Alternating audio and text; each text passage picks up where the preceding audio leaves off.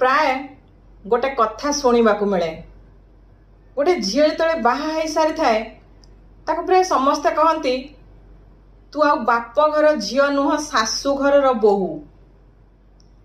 तो से कथा को लेकिन बेले बेले मनरे किछि प्रश्न आसे।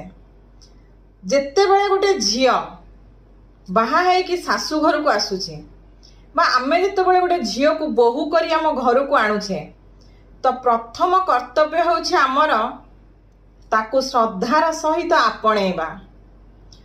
से 22-25 वर्षर गोटे घरर जीवन को छाड़ी चाली चलनी को छाड़ी गोटे नुआ परिवेश नुआ जगह नुआ परिवार नुआ लोक मानक पाखक से आसी थाए निश्चित भाव में ताको एडजस्ट करने को किसी समय निए बा किसी समय से निश्चित मागे। तेणु प्रथम आमर प्रथम कर्तव्य होछि से बोहू को बा से झीटी को आमे श्रद्धार सहित आपणे नहीं आम घरर चाली चलनी संस्कार ताको निश्चित भाव में किसी शिखेबा दरकार।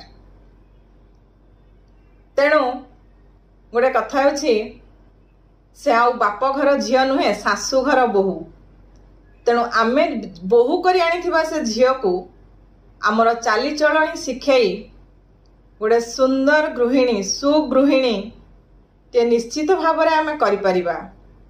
तेणु आमर प्रथम कर्तव्य को आमे प्रथमे निभेइबा दरकार।